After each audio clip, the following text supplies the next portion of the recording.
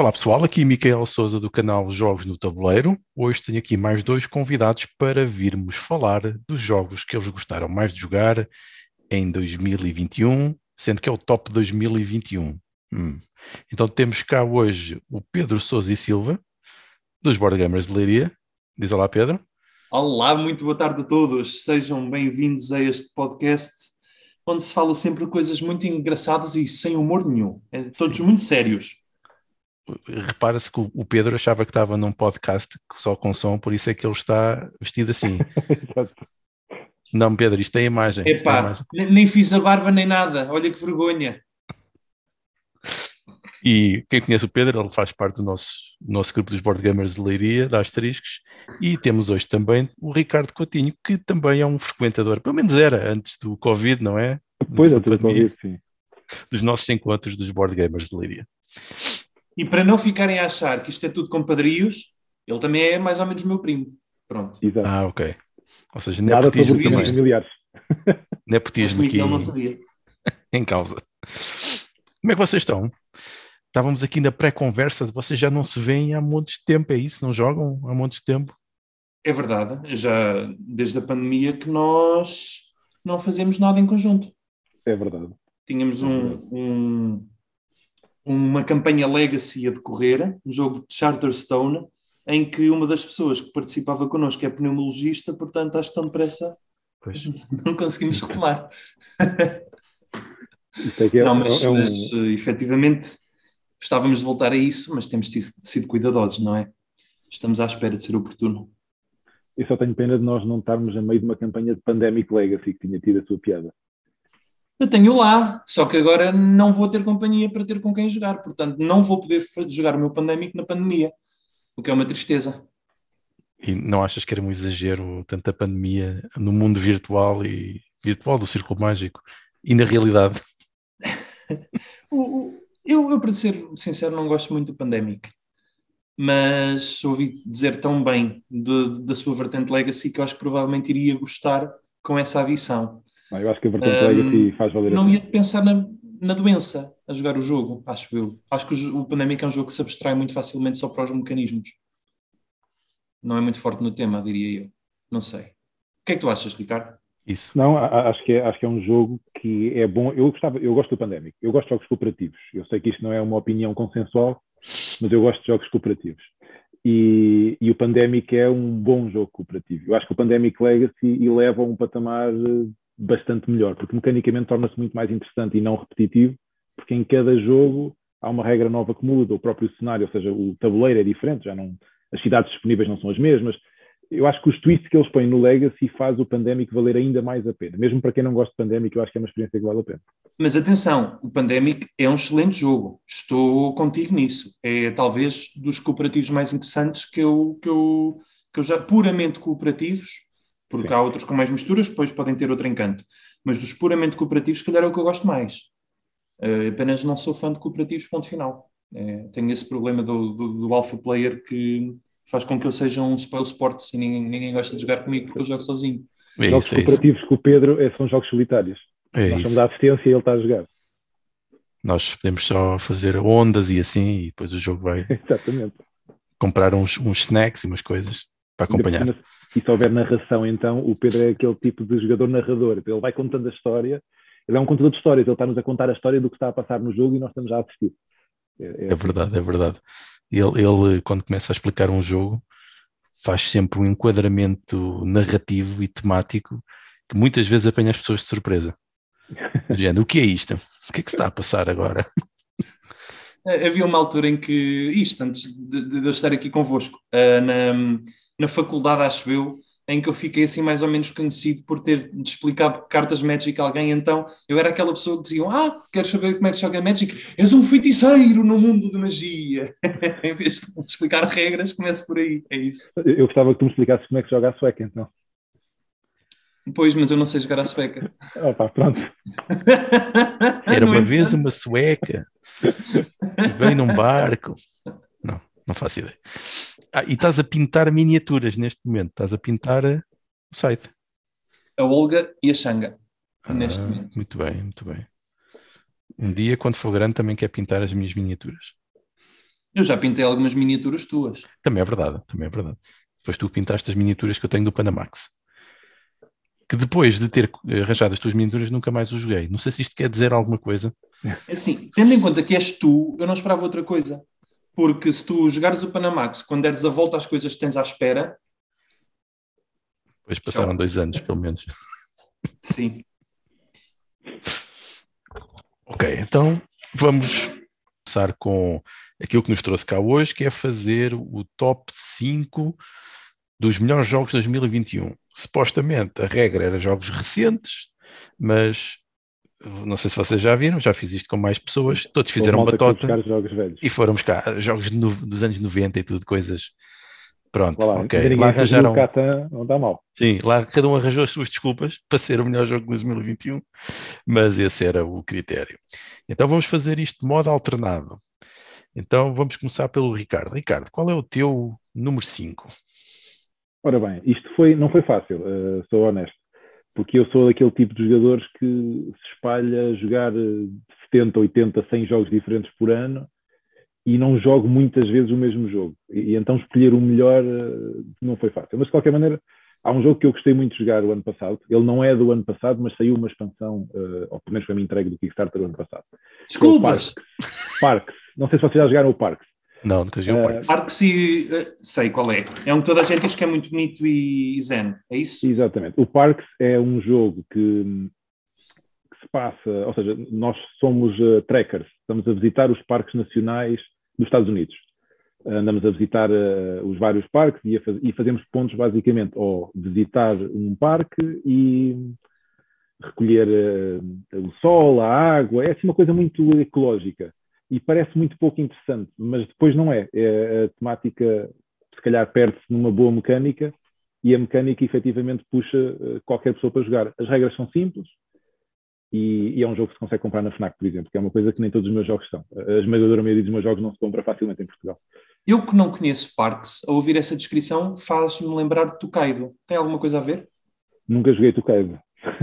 Okay. Mas eu tenho ideia que já alguém fez essa comparação, portanto é provável que seja. Quem gosta de Tokaido quase certeza vai gostar de Parks. Ok. É assim, se calhar mecanicamente não tem nada a ver, eu não sei como é que é mecanicamente esse. Não, é um jogo Tokaido, um bocado pro-zen. Basicamente é um jogo em que és um viajante, estás a fazer também uma viagem pelo Japão, a ver panoramas, a conhecer pessoas, a experimentar comidas, pequenas coisas assim, comprar souvenirs, e então... Acaba por ser isso então. Pronto, moves-te ao longo de uma linha de espaços e em cada linha vais recolher um benefício e basicamente tentas otimizar os benefícios que recolhes. É esta a mecânica. No parque tu acabas também por... Ou seja, tens uma linha temporal em que vais visitando os parques ao longo das várias estações do ano e agora a nova expansão traz também a noite e o dia, que é a variabilidade da coisa, e sempre que tu mexes o teu peãozinho, tu tens 2 trekkers, tu avanças uma casa, ou 2 ou 3, na verdade tu podes avançar quantas casas tu quiseres na tua jogada, na timeline.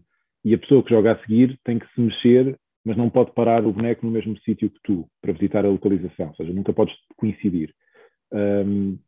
No fundo é ir visitando o máximo possível, mas se fores também muito lento, os outros passam-te à frente e visitam as coisas mais interessantes antes de ti. Há ali um mecanismo que controla um bocado a velocidade do jogo. Se fores muito lento, provavelmente alguém vai ser mais esperto e passa-te à frente e faz mais pontos. Se fores muito rápido, não vais visitar muita coisa, bloqueias os pontos dos outros, mas também tu não fazes muitos pontos. Eu acho que foi muito inteligentemente desenhado. E parece-me ser mesmo semelhante a Tokaido.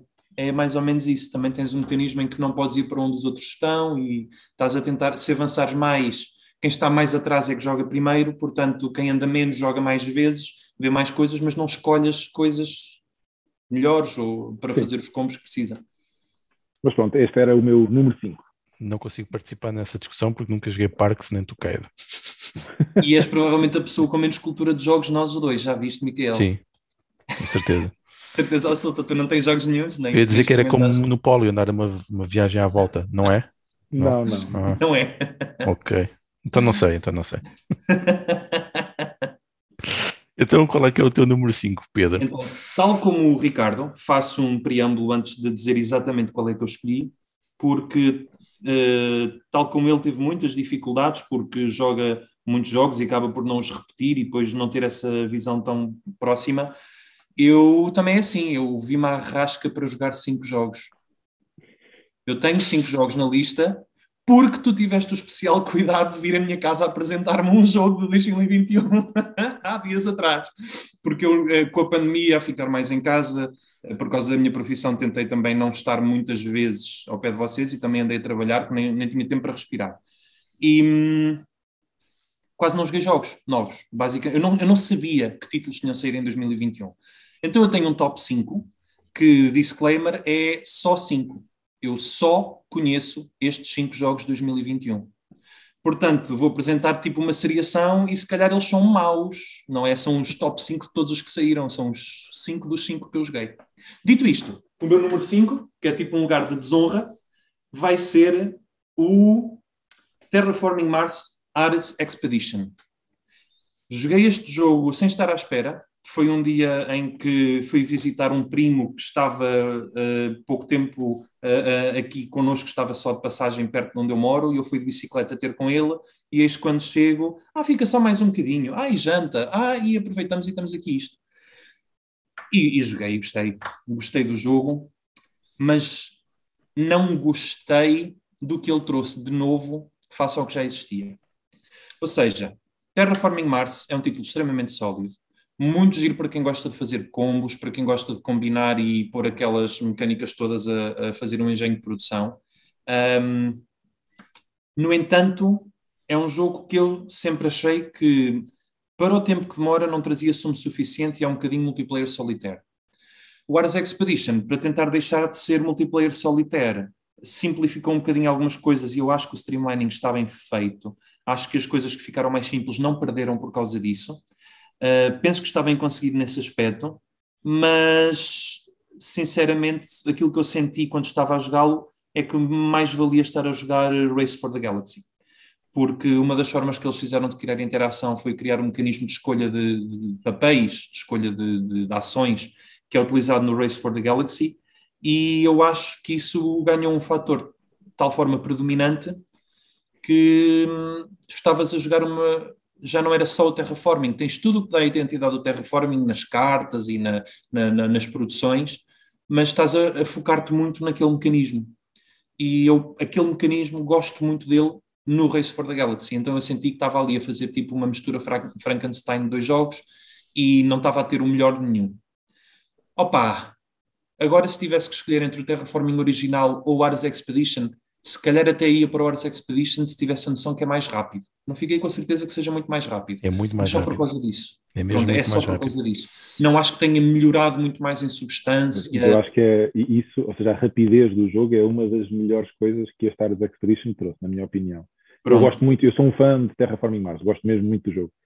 E joguei o Ares Expedition, a cópia não é minha, é do Hugo, e gostei muito de jogar. E gostei também de outra coisa, finalmente há um Terraforming Mars que tem um artwork coeso. Porque, eu olho para o Terraforming Mars, o original, e aquilo parece assim uma espécie de um protótipo que alguém decidiu lançar ainda em fase protótipo. Agora, o jogo é bom, e portanto, o Terraforming Mars, o Ares Expedition, é capaz de vir facilitar a entrada no jogo. Ou seja, eu agora consigo apresentar um Terraforming Mars a alguém pela primeira vez, sem eles ficarem completamente overwhelmed, e mais tarde, se gostarem daquilo, eu posso tentar puxá-los para uma experiência do original. Que ainda mas quererias jogar o original em vez daquele? Sim, ainda assim gosto mais do original. Pronto, ou seja, aquele de certa forma não veio... É isso que eu digo. Eu se tivesse para pôr o Terraforming Mars Ares Expedition em número 1, já não ia querer mais jogar o Terraforming Mars original. E eu tenho esta mesma indecisão que tu. Eu gosto que ele seja mais rápido, provavelmente vou-me inclinar mais para ele, mas sinceramente não veio ser a nova cena, não trouxe uma... Não sei se me estou a fazer entender. Eu acho que faz uma experiência diferente. Eu acho, por exemplo, a experiência de construção de motor é muito forte neste Ares Expedition. Consegues fazer coisas de um modo mais simples, pareceu-me, mas perde interações entre os jogadores. Cada um está a fazer a sua coisa e às vezes até perdes noção do que é que os outros estão a fazer. Mas isso é o Terraforming Mars original, Micael. Tu no original não estás a fazer bookkeeping ao que todos têm, porque é demasiada informação. Mas estás a controlar os espaços no tabuleiro e aqueles marcadores, aqueles pontuadores globais, estás pelo menos a fazer isso. E neste não tem sequer isso. Mas tens as fases, tens a escolha das fases. e tentas perceber o que é que os outros querem, para saber o que é que tu poderás ter em segunda mão, para beneficiar disso e fazer também outra coisa. Depende da contagem de jogadores. Se estiveres a jogar, por exemplo, a 4, não dá para 5, só dá para 4, no Ars Expedition, acabas por perdes controle disso. Se estiveres a jogar a 2, 3, sim. E se estiveres a jogar a solo, eu joguei a 3. Eu joguei a 3. E só joguei uma vez, mas tinha que arranjar um jogo para o top 5, portanto... Por acaso, eu sou honesto, Terraforming Mars é um jogo que eu gosto de jogar a 2. Acho que é um jogo que funciona muito bem como duelo, tanto o Ars Expedition como o original. Acho que quanto mais gente, mais lento, mais... Ou seja, aquela situação de uma pessoa jogar e depois esperar meia hora para voltar a jogar, às vezes eu não gosto muito nisso nos jogos. E também convém termos um bom parceiro de jogo. A Daniela, a minha namorada, é ótima a jogar este estilo de jogo, normalmente dá-me sempre tarefa, mas faz com que valha a pena. É uma tarefa rápida, sim, exatamente. Olha, mas, também gosto do teu número 5. O meu número 4, que totó, eu não o tenho aqui. Vou buscar o número 4 num instante, que é para o mostrar. Venho já. Ok. Posso começar com o meu 4 também? Podes começar. É assim, o meu jogo número 4, vou fazer aqui um bocadinho de batota, saiu uma nova versão do jogo o ano passado, mas eu vou aqui falar do sistema de jogo e não apenas do jogo novo que saiu, porque, curiosamente, é um jogo, não sei se está para ver, que está ali atrás, uma caixa grande, é o Aeon's End Legacy. Okay. O Aeon's End é um deck building. E para continuar aqui na senda de eu gosto de cooperativos, é uma espécie de Dominion, mas cooperativo. Não estamos aqui a combater com ninguém. Cada jogador faz parte de uma equipa de, não diria feiticeiros, se fosse aqui o Pedro agora que leva aqui uma backstory fabulosa, não tenho essa capacidade, mas nós somos magos que utilizam a energia de umas breaches que... Eu acho que é mais fácil por assim. Imaginem Matrix. Os últimos sobreviventes da Terra estão em Zion, não é? E aqui é mais ou menos a mesma coisa. Toda a Terra foi destruída, aniquilada por uns monstros que vieram de umas breaches de lá do fundo do espaço que ninguém sabe muito bem de onde, e os últimos sobreviventes vivem numa cidade que é Gravehold, que é uma cidade subterrânea na Terra. E nós somos os magos sobreviventes que conseguem canalizar a energia dessas breaches para utilizar algum tipo de magia e tentar destruir todos os novos monstros que continuam a vir a tentar aniquilar o resto da civilização. Este sistema de jogo foi lançado acho que em 2014 ou 2015, eu tenho tudo o que saiu até agora, e os Legacies, que foi uma coisa que eles introduziram há relativamente pouco tempo, contam mesmo a história, ou seja, da reconquista da superfície da Terra por estes magos, que vão destruindo todos os monstros que vão surgindo. E pronto, é em formato Legacy. No fundo é um jogo cooperativo em que nós temos um mercado de cartas, de 9 cartas disponíveis, 9 pilhas de cartas, todas iguais por baixo de cada pilha. E nós, no nosso turno, compramos algumas cartas, temos uma mão de 5 cartas. Essas cartas podem ser de ataque ou de éter. O éter é, digamos assim, a moeda de compra do jogo. Jogamos as cartas todas que estão na mão, pela ordem que nós achamos mais conveniente. O éter permite-nos ir ao mercado ou ativar algumas das habilidades do nosso mago. E os ataques são canalizados para breaches. Cada mago tem 4 breaches, que podem ser abertas ou não, podem ser melhoradas ou não. E o que nós lançamos para essas breaches fica preparado para que no nosso próximo turno seja lançado contra os minions que venham dos Nemesis ou contra o Nemesis, efetivamente. Uma das coisas muito engraçadas disto é não há uma ordem de turno real. Há um deck de turno e esse deck nós baralhamos no início de cada ronda total. E quando sai a carta, posso ser eu a jogar e a seguir eu a jogar outra vez, ou posso ser o Nemesis 2 vezes, ou posso ser eu o Nemesis e a pessoa que está a jogar comigo e por aí adiante. Ou seja, não há uma repetitividade, não é andar ali around the clock constantemente, é em cada ronda há uma reviravolta total de quem é que joga primeiro e quem é que joga depois, e isso é uma das maiores dificuldades do jogo. Mas acho que é um jogo muito, muito bom para quem gosta de deck builders e bom para quem gosta de cooperativos. Portanto, é este o meu número 4, Aeon's End. Muito bem, nunca joguei, também não consigo comentar, mas fiquei curioso, pelo menos para ver o sistema de jogo.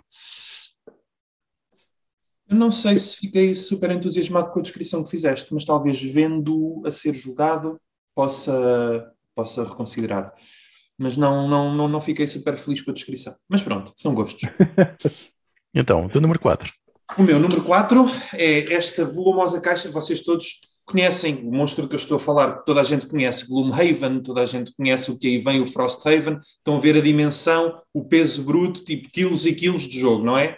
Portanto, isto é um jogo chamado Gloomholding, que é uma coisa feita por um fã. Isto está aprovado pela Cephalo Hair Games, tem a benção dos criadores do Gloomhaven. É um print and play que nós podemos ir buscar gratuitamente, porque não é uma coisa comercializada, não tem direito comercial. Mas é basicamente uma implementação interessantíssima. Eu aposto que a pessoa se desafiou a fazer um design que conseguisse capturar a experiência de Gloomhaven com o mínimo de espaço possível. E não só o conseguiu, como conseguiu chegar ao ponto deste jogo ser jogável sem mesa. É possível ter todos os componentes e todas as coisas do jogo, do Gloomhaven, na mão. Não é o Gloomhaven propriamente dito, perdem-se alguns aspectos, só dá para combater um monstro de cada vez, é single player, embora tenha uma adaptação já para 2 jogadores. Tem uma série de fatores que são mesmo muito streamlined, mas a totalidade do jogo são 19 cartas. Dá para jogar na mesa com um bocadinho mais facilidade no tracking, ou na mão, que é uma confusão pegada, ter tudo sem sair do sítio, porque há muitas coisas a ser registadas ao mesmo tempo com a posição das cartas, mas é possível. E captura surpreendentemente bem o espírito do Gloomhaven. Eu não trocaria Gloomhaven por isto, como é óbvio, mas é um jogo lançado em 2021 que, em termos de qualidade gráfica, para uma coisa feita por mera carolice de alguém que é fã, em termos de capacidade de síntese e em termos de funcionalidade num produto final que consegue converter Gloomhaven nisto, é notável. É simplesmente notável. Já estive a tentar mesmo fazer a minha investigação para depois falar, já comecei a jogar alguns cenários, tenho ali os checkmarks feitos. E quem não tem mais nada que fazer e quer um desafio solo pode experimentar isto. Não fica chateado de experimentar isto. Não é um desperdício de tempo. Também não é algo que eu compraria. Pronto. Porque tenho o Gloomhaven. Mas se calhar se isto custasse só o preço da impressão das cartas porque isto não está à venda. Literalmente isto só custa o preço da impressão das cartas e o trabalho de as cortar com uma tesoura. Nesse contexto, se calhar sim, até vale a pena. Para ter uma experiência um bocadinho diferente. Eu, por acaso, fiquei curioso. O Gloomhaven é um dos jogos que eu mais gosto. Curiosamente, eu vou-me chegar para o lado. O que está na mesa neste momento é o Gloomhaven montado. Ok. Ocupa a mesa toda. É por oposição com aquilo que tu estás a mostrar, Pedro. Tu podes, para quem esteja a ver este vídeo e não conheça, que eu duvido que alguém que veja este vídeo não conheça, mas para quem esteja a ver o vídeo e não conheça e queira comparar aquilo que eu mostrei com aquilo que tu vais mostrar, podes mostrar a caixa. Sim. Só que a caixa é muito pesada. Onde é que ela está? Nem sei onde é que eu puxo. Mas a caixa é gigantesca. Onde é que ela está? Olha, não sei. Está aqui ao lado. Tem calma. Eu mostro já porque eu acho que vale a pena. Eu vou manter esta aqui para o público depois poder comparar. Caraca, isto é pesado. Portanto, por comparação, eu sou um gajo de 1,85m. Isto é a minha mão. Portanto, isto é gigante.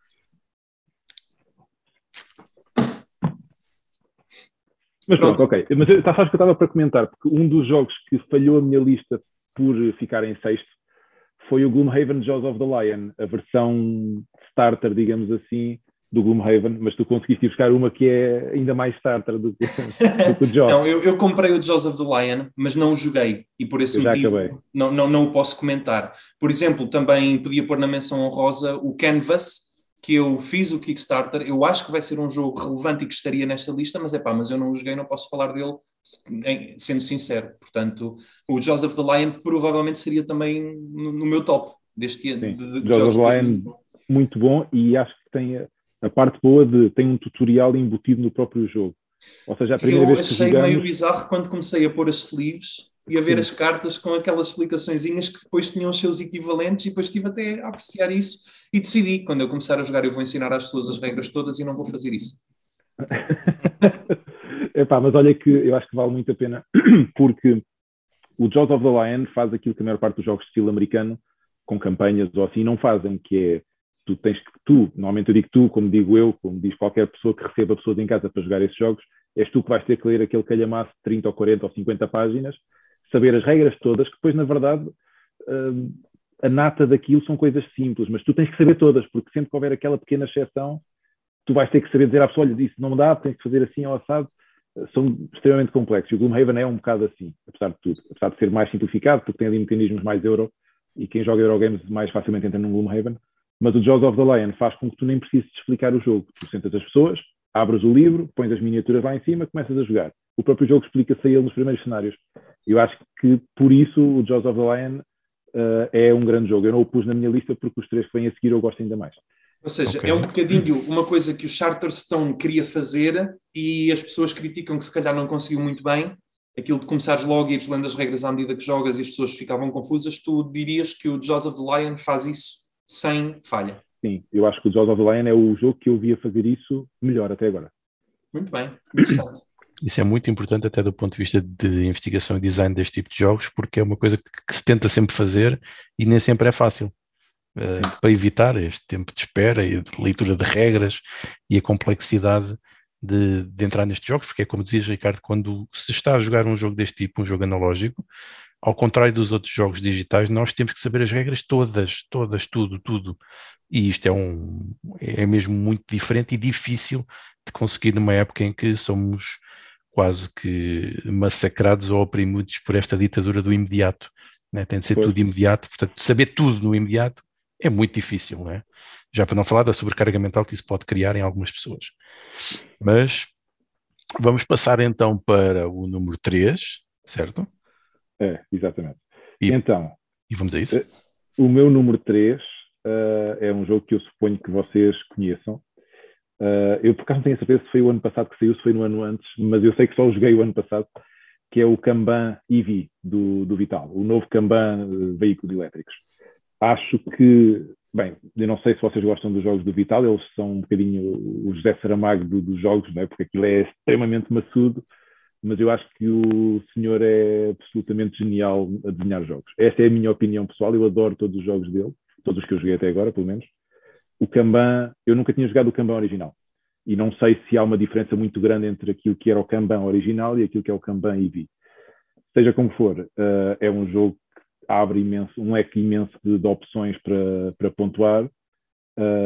É preciso pensar muito, convém não jogar este jogo com o André Goxa, de certeza que ele vai demorar 3 horas a decidir cada jogada, mas é um jogo que eu acho que é difícil descrevê-lo, lá está, não vou estar a explicar as regras, é um jogo que eu demoro se calhar meia hora a explicar, como o Lisboa, demora 40 minutos a explicar. Se demoras meia hora a explicar este jogo, ou melhor, eu não conheço este jogo, mas se demoras meia hora a explicar um Vital Lacerda, estás parabéns. Não, isso só de si é um feito. O Lisboa eu não consigo. Costumo demorar uma hora. Eu já tentei explicar o Lisboa a pessoas novas e o meu melhor feito foi para aí 40 minutos. Eu sei que, por exemplo, a Daniela, a minha namorada, tentou explicar um Lisboa, demorou mais de uma hora, depois jogou com 4 pessoas e esse jogo demorou quase 6 horas a ser jogado, porque durante o jogo havia a necessidade de reexplicar regras. O mais curioso, a pessoa que ganhou chegou ao fim e disse: não me percebi muito bem como é que isto se joga. Portanto, o Vital é especial nesse sentido, mas o Kanban EV é um jogo muito bom dele e eu aconselho, e é o meu número 3. Muito bem, ainda não joguei. Não joguei porquê? Porque ainda tenho alguns Vitais Lacerda em espera. Eu também. E pronto, não é? A grande vergonha é o vinho, que está ali, alguns para ali, há montes de tempo à espera. É um jogo que já joguei algumas vezes, agora estou-me a sentir muito culto, não quem diria. Mas não gosto particularmente. Não? Ok. Epá, não é mau, mas tem este problema. Eu reconheço-lhe estas subtilezas do design. Eu acho que é um jogo muito bom em termos dos mecanismos e do entrelaçamento dos mecanismos. Acho que aí até gosto mais do Gallerist do que do Vinhos, dos que experimentei.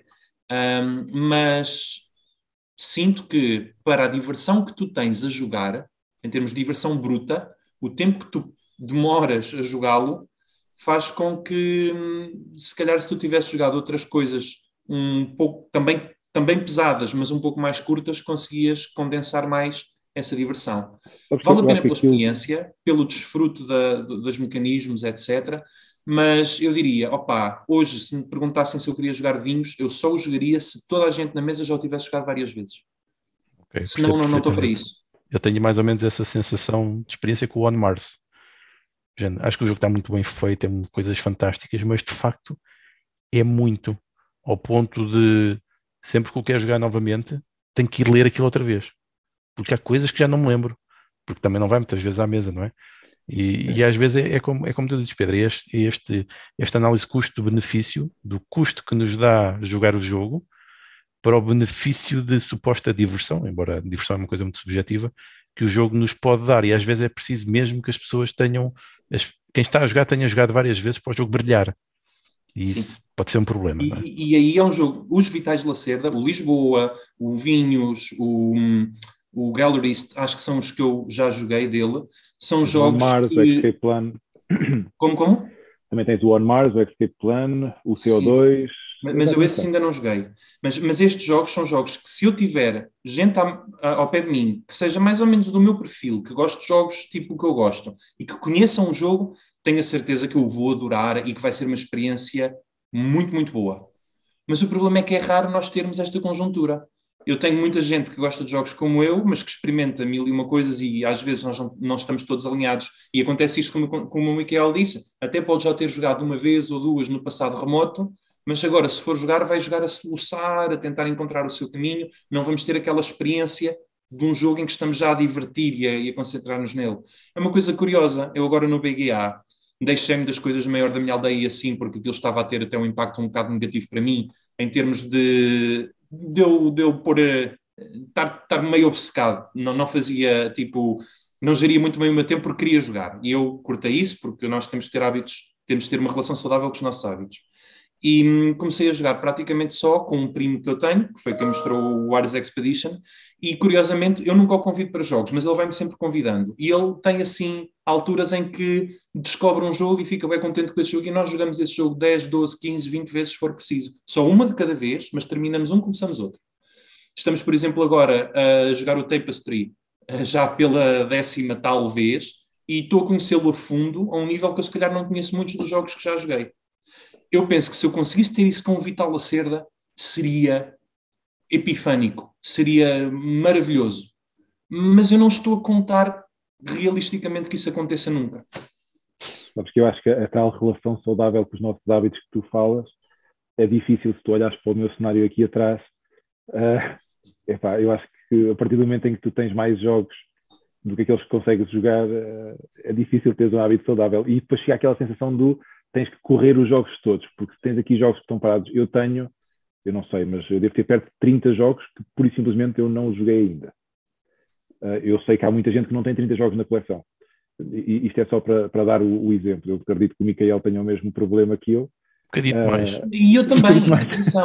Eu para aí há já 3 ou 4 anos que mudei de mindset e decidi não vou comprar jogos, só excepcionalmente é que vou comprar jogos. Neste momento tenho comprado se calhar 2 ou 3 num ano inteiro. E continuo com jogos por abrir. Desde há anos atrás. Mas eu também tenho a particularidade que não tenho a Daniela ao pé de mim para jogar assim muitas vezes. Não tenho, assim, se calhar um grupo que mora na mesma terra que eu, com quem eu me junto para jogar. E se eu tivesse isso, provavelmente não tinha jogos por abrir. Mas não tenho. Mas olha que, tenho essa dificuldade. mas eu tenho isso, quer dizer, eu não tenho... Eu tenho a Daniela ao meu lado para jogar, que joga quase tudo, que é ótimo, o que significa que eu consigo rodar muitos jogos com alguma velocidade, ainda assim. E tenho um grupo muito assíduo a jogar jogos, mas que vivem todos em Lisboa. Eu consigo ir lá de vez em quando, eles vêm cá de vez em quando, mas não é fácil. E desde a pandemia, como nos cortaram um bocado as pernas a outro tipo de convívios, eu também tenho tido alguma dificuldade em jogar mais do que aquilo que tenho conseguido, na verdade. Eu tenho aquela aplicação, Pedro, acho que já viste, o BG Stats, que é uma aplicação Sim. do iPhone, que é quase uma gamificação do gaming, em que eu vou registando cada jogo que faço, com quem é que joguei, quantos pontos é que se fizeram à mesa, etc. E uma das coisas engraçadas na análise que eu estava a ver, quando estava a escolher aqui uma top 5, é eu joguei muito menos o ano passado do que joguei no ano antes. E ainda menos do que tinha jogado no ano antes desse. Mas se calhar gastei mais dinheiro nos últimos 2 anos a comprar jogos do que nos anos anteriores. É o outro hobby. É o hobby de comprar em vez de jogar, que é pena. Cuidado, estás a correr o risco de te tornar um colecionista em vez de um jogador. Pois, também já pensei O Miquel já é. Talvez. Estou só a picar-te, sabes que é. Quando tu vês, tenho aquele jogo de 1980 e tal, que é um marco, não tenho, vou comprar. Pronto. Acontece-me, às vezes. Então vamos para o número 3 do Pedro. Não, 3 que foi o que dissemos agora, não foi? Eu não disse o meu, é isso? Pois. Pois não. Então pronto, o número 3 é um jogo muito pequenino, também pequenino, olha, assim como o Blue Molding, embora tenha a caixa um pouco maior. É um jogo que eu também só joguei uma vez, porque lá está, eu não tive um 2021 muito feliz nesse aspecto, só o joguei uma vez. Aliás, joguei 2 vezes num dia. Foi isso, foi no dia em que me apresentaram, e que eu pus neste lugar essencialmente por 2 motivos. Primeiro, porque enche aquele espacinho no coração que tu queres para jogos simples, rápidos, e que tu tenhas assim um bocadinho de sentimento que estás a estrategizar e a fazer uma coisa que te puxa um bocadinho por ti, mas sem ser um grande stress, muito bem de pensar. É um jogo leve, é quase um filler. Mas depois, porque tem uns valores de produção espetaculares. Eu adorei isto. Aquilo é uma Kickstarterite, aquilo é assim porque foi Kickstarter e tiveram que justificar, de certeza, os preços e as coisas, mas realmente fica muito bonito e muito fofinho. Estou a falar do Codex Naturalis. Portanto, é um jogo que em termos de componentes é praticamente só cartas, não tem nada que se lhe diga. Em termos de mecânicas é muito, muito simples, nem é particularmente inovador. Penso eu que não tem nada assim de mais. Mas realmente é bonito. Achei aquelas cartinhas muito fofinhas, aqueles entalhes dourados, e gostei da experiência de o jogar, de o manusear, portanto acabou por ser o suficiente para o pôr em número 3. E atenção, ainda não diria que é um jogo que eu respeito assim nos meus jogos preferidos, mas é o meu número 3 de 2021 porque eu só joguei 5, pronto. Eu não conheço o jogo, portanto não vou conseguir opinar aqui. Eu por acaso estive a rever as regras da tradução desse para português, mas não o joguei, só revi as regras. Tu jogas vicariantemente, tu vais lendo as regras e pensas, já satisfiz um bocadinho Já deu para a ver, deu para ver. necessidade de sentir alguma coisa. E pareceu-me bem, para o tipo de jogo que é, pareceu muito bem. Mas ainda não o experimentei também, mas pareceu-me bem. Então passamos para o número 2. Ora bem, então, o meu número 2. Agora vou entrar num jogo que quem queira comprar vai se ver à rasca ou vai gastar uma pipa de massa. É um jogo de cartas também é cooperativo, mas a maior parte das pessoas jogam de forma solitária. Eu jogo cooperativamente, jogo sempre eu e a Daniela, jogamos os dois. E que explora provavelmente a temática que eu mais gosto a nível de narrativa dos jogos de tabuleiro modernos americanos, que é o mito do Cthulhu. E o jogo é Arkham Horror The Card Game. O Arkham Horror The Card Game é provavelmente o melhor jogo de cartas cooperativo. Ele também é deck builder, mas é um deck builder muito diferente, ou seja, não se está a construir o deck ao longo do próprio jogo. O deck vai-se construindo ao longo de vários níveis. Aquilo é basicamente uma história, como se tivéssemos um livro aberto a contar uma história sobre o Cthulhu e vamos lendo o que se está a passar e nós somos os investigadores. O mito do Cthulhu, não sei se vocês estão familiarizados com ele. Sim. Ou não. São aqueles monstros, o Cthulhu é aquele monstro submarino que está escondido nas profundezas e que veio para destruir o mundo. Há mais uns Elder Gods que, como ele, querem a ruína do mundo inteiro, e depois há cultistas que estão a tentar fazer o summon desses Elder Gods em específico, algum em específico, e é sempre um sentimento de hopelessness, ou seja, a probabilidade de nós nos chafarmos é sempre quase zero. É um jogo que a gente perde, eu diria, 60% a 70% das vezes, e ainda assim eu gosto muito do jogo. Para nós ganharmos o jogo, ou temos que mudar o nível de dificuldade para muito fácil, ou temos que ser uns masterminds e mesmo assim ter alguma sorte, ou então ter mesmo muita sorte. Mas eu acho que é dos melhores jogos que eu já joguei, e eu puxo aqui como o melhor jogo de 2021 porque houve um relaunch do jogo. Ou seja, eu tenho o jogo e coleciono desde 2017, mas eles agora em 2021, 2022 em Portugal, na verdade, 2021 nos Estados Unidos, lançaram um novo core set que traz tudo aquilo que é preciso para a pessoa começar a jogar e vão começar então a lançar várias histórias do jogo. Eu acho que se alguém se interessa por jogos narrativos, cooperativos, joga muito bem a dois, portanto quem tem assim o casalinho em casa que gosta de jogar ou tem um amigo que é aquele parceiro de jogo sempre, eu acho que vão adorar este jogo e é a altura de começar a colecioná-lo é agora, quando houve um relaunch e vai ser mais fácil de adquirir. O medo que eu tenho é que quem gosta do jogo queira comprar tudo o que existe e tudo o que existe é uma caça de tesourinhos, é muito, muito difícil encontrar alguns dos packs que foram lançados, porque isto seria quase tipo fascículos. A cada semana, não é cada semana, a cada mês saía um novo deckzinho. Isto é um collectible card game, ainda que não haja, não é como Magic, que a gente compra um booster e depois sai repetido ou não sai nada daquilo que a gente quer. Aqui, cada mês que saía um pack, sai com um número finito de cartas lá dentro, que são sempre as mesmas. Portanto, nós estamos a comprar e sabemos exatamente o que é que estamos a comprar. É um living card game. É um living card game, exatamente. Não é um living card game porque o termo living card game está trademarked, mas pronto, é um living card game. É um living card game. Na prática é isso. E acho que é um jogo excelente e tinha que mencionar. Eu, no ano passado, joguei 2 das campanhas que existem já 6 ou 7 histórias para o jogo. Cada campanha consiste numa um deluxe pack, que traz os investigadores específicos para aquela aventura e os primeiros 2 ou 3 cenários. E depois cada deckzinho que soma, que eram 6 decks para fazer uma história, soma mais um episódio dessa história até para fazer 8, 9 episódios.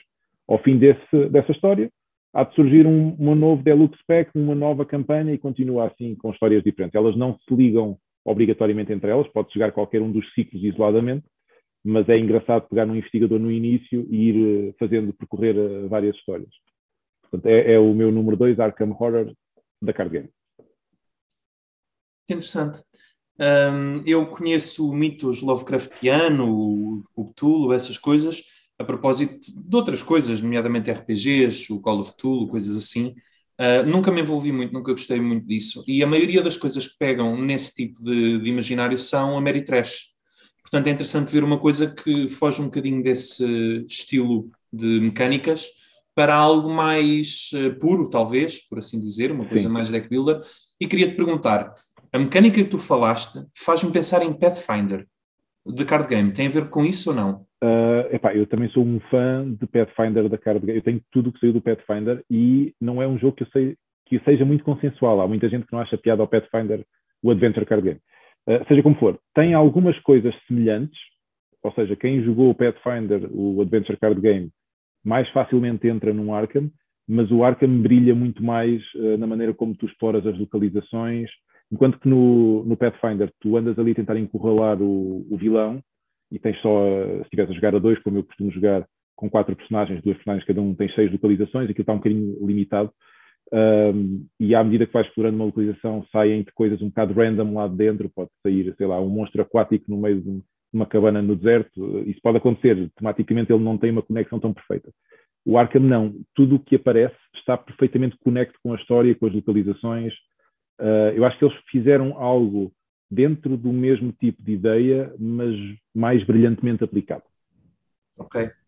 Eu também nunca joguei isso e também estou como o Pedro, também estou curioso para ver como é que se passa destas tradições mais ameritrash para estes euros mais controláveis, e até porque ultimamente tenho dado por mim, por várias razões, pelas razões de experiência, mas também por vontade em querer experimentar coisas novas, um pouco mais aberta a novas experiências. E esta parece-me uma boa recomendação também. Fiquei também curioso, mais um para apontar. Provavelmente não para conheceres toda a versão colecionista. Não, isso não. Dos cores. Queria mesmo evitar isso, a todo custo. Sim, este é complicado. Eu não sei quanto é que já enterrei neste jogo, mas eu acho que é neste momento, se olharmos para o sistema de jogo, o jogo mais caro que eu tenho na minha coleção, porque tudo somado dá um valor... Só para terem uma ideia, para nós como começámos a jogar, precisávamos de comprar um Core 7. Um Core 7 custava 40 euros, 39 euros, qualquer coisa. Eu comprei um, mas há muita gente na internet que diz que nós devíamos ter 2. Porque 2 dá mais escolhas para fazer o deck building e não sei o que mais. E eu resisti durante muito tempo, mas acabei a comprar um segundo. Para vocês terem uma noção, a segunda caixa, metade do que lá está dentro é repetido, não serve para nada. E do resto, se calhar nós vamos buscar uma carta para melhorar o nosso deck. Portanto, eu sou aquele parvalhão que foi comprar um segundo Core 7, que paguei 30 euros por ele em segunda mão, porque se calhar, hipoteticamente, um dia vai-me dar jeito uma carta extra. Portanto, é complicado este tipo de jogos. E depois as outras pessoas querem arranjar corsets e já não há. Pois. Então, e qual é o teu número 2, Pedro? É o corset que não conseguiste encontrar? Não, o meu número 2 é, pela primeira vez, um jogo que joguei múltiplas vezes, que foi um jogo cuja história é engraçada. Não o teria comprado, não teria metido nisso, teria seguido a minha regra de não meter em aventuras, se não fosse uma conversa por WhatsApp com uns amigos meus na Irlanda, que me vieram dizer, olha, vê só isto, olha que interessante. Não, mas vê mesmo, mas experimenta. E eu lá fui ver e depois quando fui ver acabei por fazer back no Kickstarter. Ele saiu em 2021 e é um jogo que não sei se vocês repararam no início que alguém falou que eu gosto muito de narrativas e das histórias e que é um jogo que prima por esse aspecto. É o Wolf, um jogo semi-legacy, não é bem legacy, mas vai criando uma continuidade em que o jogo brilha pelo potencial narrativo. Eu joguei-o mais do que uma vez. Curiosamente, e não o pus em número 1, porque acho que em termos de mecânicas, bom, é um Cold Warly, portanto, já sabíamos que iria ter algumas dificuldades, algumas coisas assim mais que é preciso perceber antes de começar a conseguir fazer, e assim foi. E então, das vezes que joguei, acho que só houve uma vez que jogámos bem do início ao fim, e só houve uma vez em que eu escrevi mesmo a narrativa tal e qual. Uma das vezes em que não conseguimos, curiosamente, foi porque nos faltaram cartas. Não era o meu, não era a minha cópia, felizmente, era a cópia de outra pessoa, que vai saber não tinha uma boa parte das coisas que eram necessárias e nós ficámos em pânico porque achávamos que tínhamos estragado o jogo ao dono, que nem sequer estava presente. Pronto, outras narrativas. É um jogo que eu acho que é muito interessante em termos de mecânica, é muito interessante pela capacidade como consegue tornar viva esta narração que imbui a história no jogo e como consegue fazê-lo permitindo uma progressão persistente da narrativa sem tornar o jogo demasiado, lá está, a Mary Trash. É um Eurogame muito euro, mas que ao mesmo tempo é muito narrativo. Gostei muito disso. Ponho em número 2 porque lhe concedo esse potencial. Acho que vai sofrer do mesmo que eu estive a falar dos Vitais de Lacerda. Eu não estou bem a ver quando é que eu vou conseguir jogá-lo muitas vezes, nem com quem. E isso faz com que ele não consiga brilhar naquilo que ele é melhor, que é nesta questão da continuidade. E esse é o drama e a tragédia de nós três que estamos aqui a falar, penso eu. Eu quero tanto jogar esse jogo. E comprei-o também, é que não costumo comprar esse tipo de coisas. E está lá, à espera de um dia. Mas a minha esperança é que possa jogar contigo para ter alguém para me ensinar a jogar aquilo, porque não me está a ser ler aquelas regras todas. Seguramente. Quando forem jogar, convidem-me, que eu também tenho interesse. Eu tive vai não vai para fazer back desse jogo no Kickstarter. Depois, à última hora, acabei por não fazer, porque pensei, este é o tipo de jogo que eu vou conseguir comprar em retail, quase certeza. Querem ver a Marinha Grande? Pronto. Assim, neste momento, se calhar, não sei. mas ia comentar, não sei se já jogaste Root. Root, já joguei. Também o acabei por comprar depois, porque gostei muito da diferença na forma como ele está implementado. E isso, o facto de eu ter jogado Root, ainda não o tinha comprado quando dei back do Oath, mas ter jogado Root foi uma coisa que me fez acreditar no Oath. Foi exatamente o meu pensamento, só que eu tinha acabado de receber um Root quase completo, acho que só me falta uma das expansões, que é o River Folk, acho que eu de resto tenho tudo, adoro o Root, mas ainda não joguei Root o suficiente para justificar estar a pôr mais dinheiro. Isto é um raciocínio muito difícil de fazer para alguém que está a virar colecionador, que é pensar, epá, eu gosto do jogo, mas calma, eu vou conseguir comprar em retail, não preciso de fazer back no Kickstarter. E ainda tenho tanto de Root para jogar que se calhar mais vale apostar neste antes de pôr o dinheiro naquele. Mas deu-me assim uma coceira no corpo inteiro enquanto eu estava a ter este raciocínio. Porque eu queria mesmo jogar, e aí de jogar, e se calhar depois jogava a comprar, e vou pagar mais do que teria pago se tivesse comprado no Kickstarter, mas de qualquer forma, acho que deve ser uma boa escolha, de certeza. Porque se o Root é bom, outro deve ser, quase certeza. Então fazes como eu, só joguei Root na app, e como já me aconteceu, às vezes querer comprar jogos e eles depois já não existem, comprei tudo. Olha, tudo. Conseguiste comprar tudo. Eu tentei comprar as expansões do Root e estava tudo esgotado no fornecedor. Estás a ver? Ainda estou à espera de ver se um amigo nosso que tem uma editora se consegue saber quando é que a coisa desbloqueia. Consegui tudo que existe eu tenho. A expansão que me falta costuma estar... E pagaste um dos rins. Quase. Não, andei a ver em todo o lado, em todas as lojas, até consegui comprar alguns baratos, lojas que tinham uma cópia, assim a última, lá perdida, e consegui comprar isso tudo no ano passado. E aqueles que faltavam, que estão para sair de Kickstarter, estão já encomendados também. Mas só joguei o Root na app do telemóvel. Só. Foi uma época que saiu bastante cara essa. Foi terrível. Bom, vamos para o número 1? Número 1. Então, número 1. O meu número 1 é um número 1 improvável, diria eu. Não sei se vocês conhecem o jogo ou não, eu já vou mostrar. Eu até fui buscar a caixa, que era para mostrar a caixa. Não existe ainda à venda em Portugal, e eu mandei vir do Kickstarter. E é o tipo de jogo que só vale a pena mandando vir do Kickstarter, na minha opinião, porque todas as expansões que ele traz só fazem sentido. Só melhor, eu acho que é um jogo que só faz sentido tendo tudo. E tendo tudo sai caro, mas ainda assim eu acho que vale a pena. É um jogo da Marvel. Portanto, não é um Ameritrash típico, porque é muito mais fácil, mas ainda é daqueles jogos que também não é preciso demorar muito tempo a explicar para as pessoas entrarem no jogo. E o jogo é Marvel United, este jogo aqui. Não sei se conseguem ver bem, deixa-me puxar aqui para trás. Marvel United. O Marvel United tem algumas características muito especiais. Primeiro, a artwork é chibi. Não sei se vocês estão familiarizados com isso, é basicamente bonequinhos pequeninos, gordinhos, com cabeças grandes. Portanto, eles transformaram todos os heróis e vilões da Marvel em chibis. E neste jogo, nós temos a nossa miniatura, que na verdade podia ser um meeple, porque ele só está lá para parecer bonito, não tem qualquer tipo de outra funcionalidade, mas fica muito bonito. E nós andamos ali a bater nos thugs e a salvar uns civilians até conseguimos estar forte o suficiente para dar cacetada no mauzão do nível.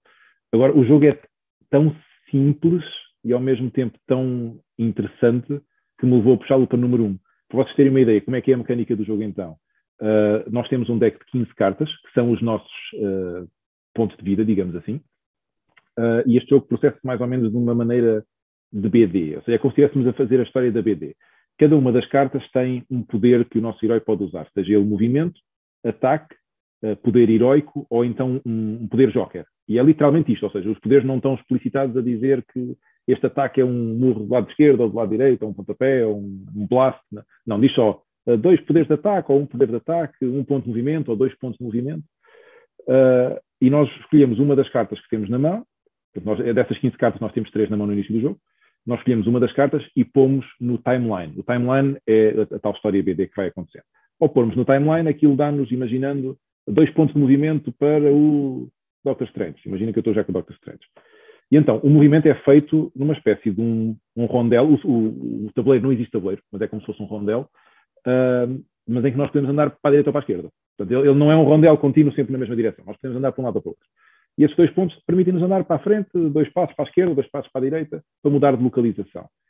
O que é muito engraçado neste jogo, o jogo é cooperativo também, é que o herói que jogar a seguir vai jogar uma carta e essa carta vai ter os poderes que a carta tenha, mas ele vai utilizar também os poderes do herói que jogou antes. Portanto, se eu dei 2 pontos de movimento, a pessoa que jogar a seguir e puser, por exemplo, 2 pontos de ataque, vai ter os meus 2 pontos de movimento mais os 2 pontos de ataque dele. E quem jogar a seguir a ele vai ter os 2 pontos de ataque dele mais 1 ponto de heróico do que jogou a seguir, hipoteticamente. A cada 3 cartas de heróis sai uma carta de vilão que vai fazer algo de muito mau, porque as localizações vão ganhar mais thugs, ou ele vai atacar algum dos heróis que esteja na localização dele, etc. O jogo é super, super simples. Eu não preciso explicar as regras para começar a jogar, portanto as pessoas sentam-se à volta da mesa e eu digo, olha, joga, esta carta é para mover, esta é para atacar, esta é para salvar as pessoas, e eu vou começar. Eu jogo e a pessoa aqui já sabe como é que se joga. E eu acho que isso também é fantástico. Não porque o jogo tenha algum tutorial lá dentro, é porque as regras são manifestamente simples e qualquer pessoa pode entrar. É da Marvel, nem toda a gente tem o fascínio da Marvel, mas para quem tenha fascínio da Marvel, que gosta de jogar jogos, que tanto os adultos, eu joguei isto com adultos que adoraram tanto, lá está os meus tais amigos de Lisboa que decidiram ir para o Kickstarter e gastar quase um salário mínimo para mandar vir tudo. É mesmo esse o nível de parvoíce que a malta atinge quando gosta deste jogo. Eu acho que é um jogo que se joga tanto com crianças como com adultos, em qualquer momento, sem perder muito tempo a explicar regras. Acho que foi brilhante nesse aspecto. Não é um jogo que seja brilhante, não é como um Vital Lacerda, que é o interlaçar de mecanismos que é brilhante. Não é, se calhar, um Oath que narrativamente é espetacular. Ele não é nem narrativamente espetacular, nem a nível de mecanismos muito interlaçado. Mas eu acho que na simplicidade dele é tão brilhante que merece o número 1 do ano passado, para mim. Muito bem. Surpreendente, de facto. Também não conheço a experiência, portanto também não posso comentar muito.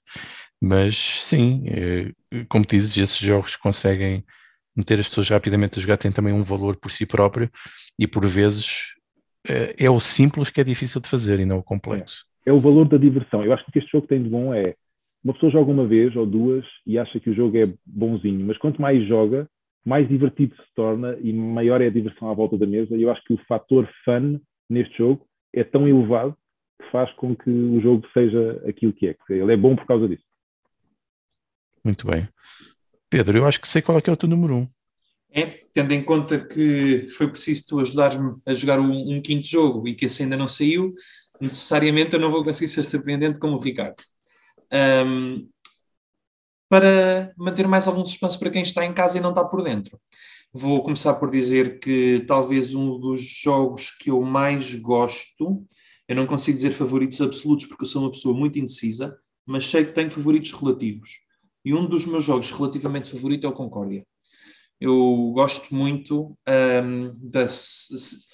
eu não consigo propriamente explicar porquê. Opa, ele tem mecânicas que são muito características, tem a forma como se faz aquela gestão das ações com as cartas, tem tudo isso, mas a verdade é que é difícil explicar a sensação à mesa.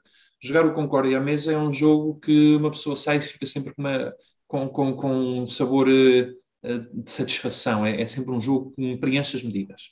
Eu como tu, e também não consigo explicar porquê, sinceramente. Também não consegue explicar porquê. Não, mas gosto daquilo.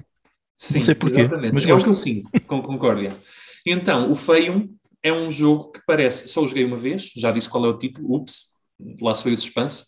É o Feium, o meu número 1, e é um jogo que só o joguei uma vez, portanto ainda estou um bocadinho à cautela, mas parece-me ter lá o material necessário para fazer isto do Concórdia e possivelmente um pouco mais.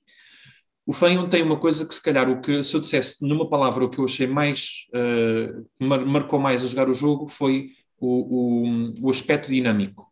A forma como no tabuleiro, aquele tabuleiro que realmente algumas pessoas dizem que é um bocadinho feio, não é feio, tem um estilo muito próprio, mas que é um tabuleiro que parece muito liso, muito sem saborão, muito plano, sem nada que se lhe diga, mas que com as ações que vão sendo feitas ao criar a infraestrutura do jogo, isto, quem o jogar perceberá, quem não o jogar lamento, se calhar é difícil relacionarem-se com o que eu estou a dizer, mas ao ser criada a infraestrutura e as peças que são colocadas, dá mesmo um aspecto de maquete.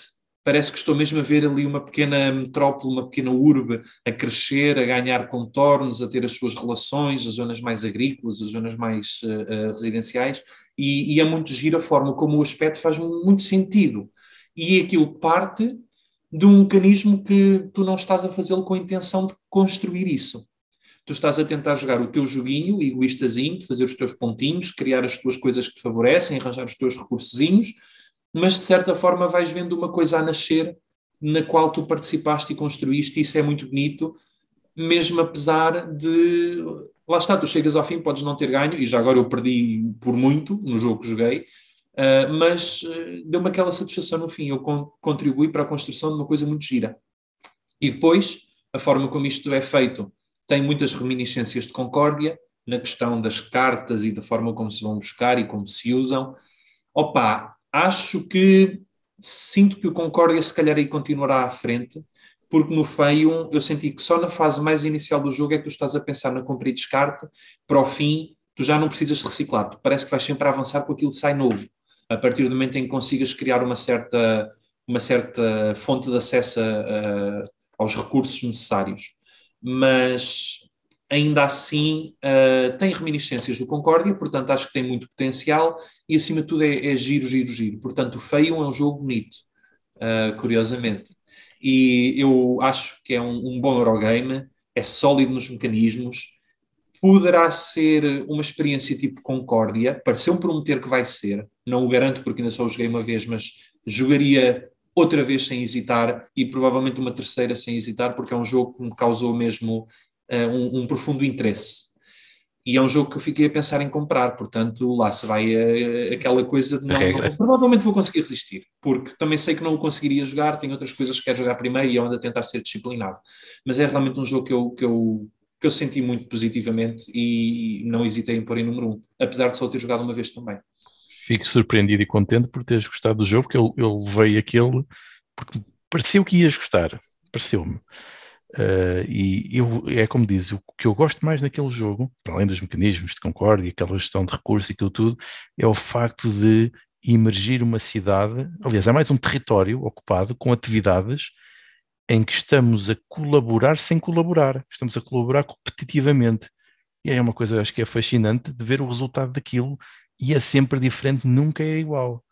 Eu acho que está mesmo muito bem feito, está genial, e até para mim foi fantástico ver isso, porque eu até andava à procura disso para a aplicação em Serious Games e vi o caso de uma colaboração que é aquilo que é um processo de planeamento informal, não estruturado, mas que acontece naturalmente por múltiplos agentes estarem a planear a mesma coisa e no final sai uma entidade diferente e que é diferente do somatório das pequenas partes.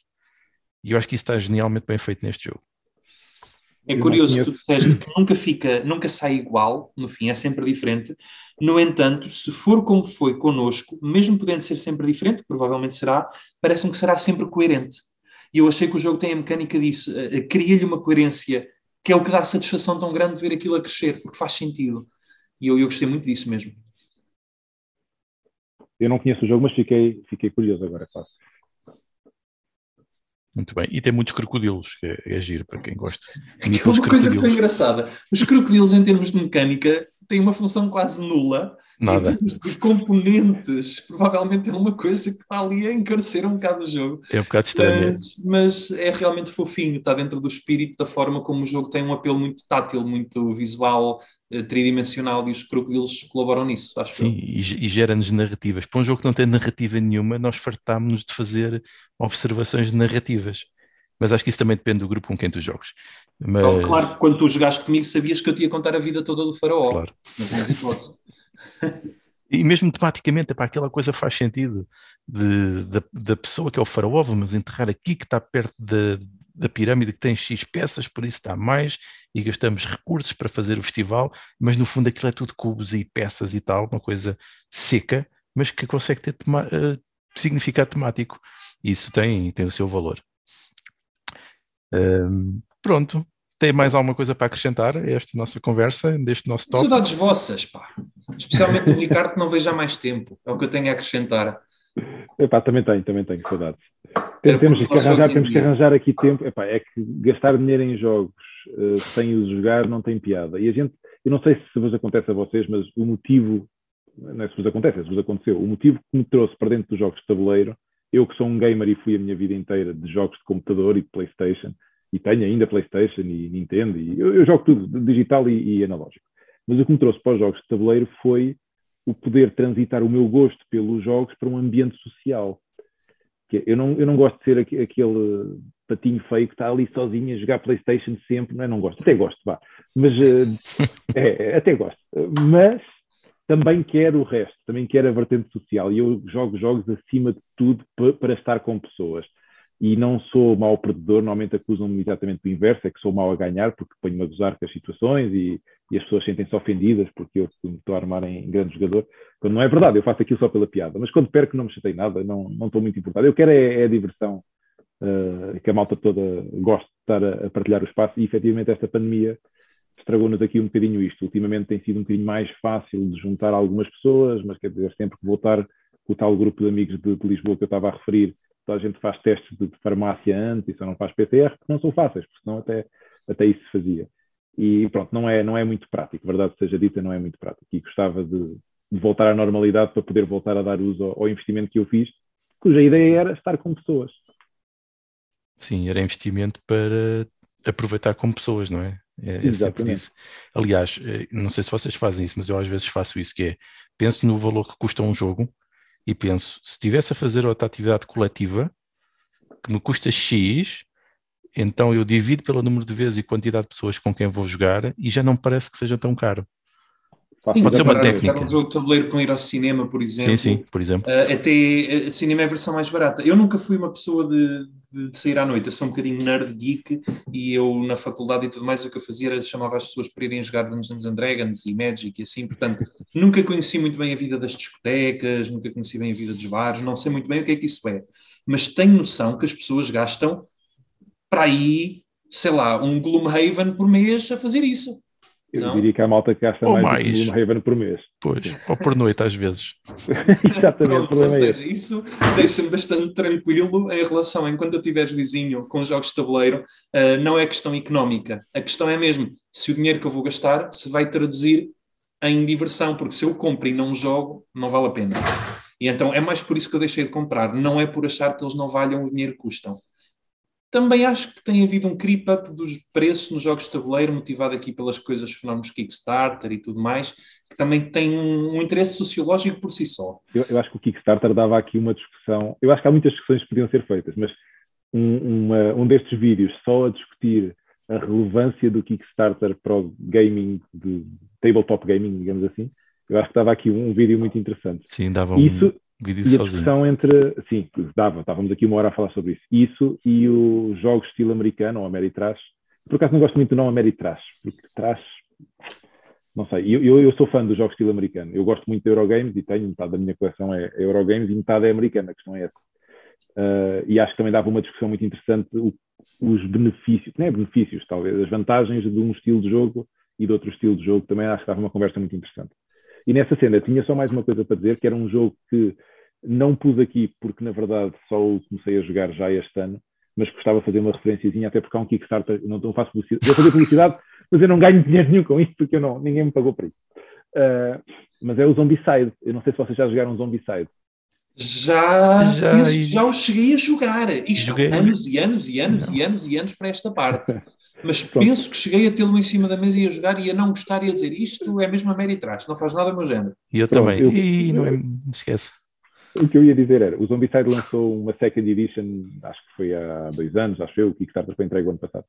E a Second Edition transformou o jogo numa coisa mais interessante, na minha opinião. E agora há um jogo do Zombicide com a Marvel, que está no Kickstarter neste momento, e pronto, e se calhar vai ser o primeiro jogo que eu vou comprar este ano. Ok, muito bem. Então, Pedro, queres acrescentar mais alguma coisa? Olha, era isso. Tenho saudades vossas. Gosto muito da malta, mais do que dos jogos. Portanto, mal posso esperar para nós estarmos outra vez em pleno gás e a fazer. E a quem esteja a passar de passagem por Leiria, venha conhecer-nos. De certeza que vão ser bem recebidos. Se já estivermos a fazer os encontros em pleno gás. Pronto. Se não estivermos, pode ser que sejam bem recebidos na mesma, mas tem que ver se há. É meio gás. Sim. Tem só meio gás. É o possível. Então pronto, havemos-nos ver por aí à mesa ou em mais conversas no futuro. E bons jogos, olha, nem que sejam a solo. Que já me calhou muita vez também. Então vá. Tchau. Meu Deus. Fiquem bem.